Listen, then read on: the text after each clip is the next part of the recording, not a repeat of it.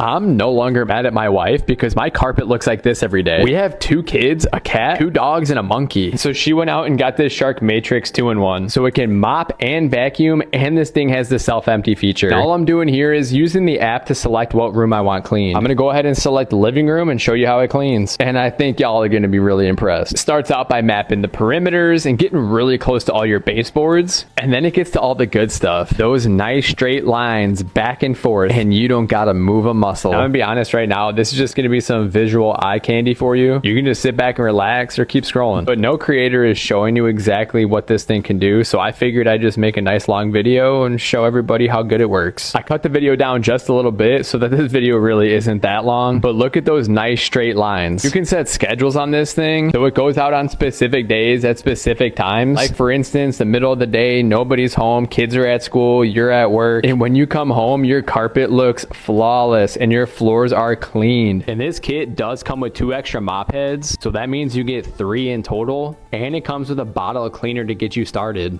But Shark is running some pretty good deals on these things right now, so what I'm gonna do is leave a link in the bottom left hand corner. You guys can check it out. It's gonna be right here.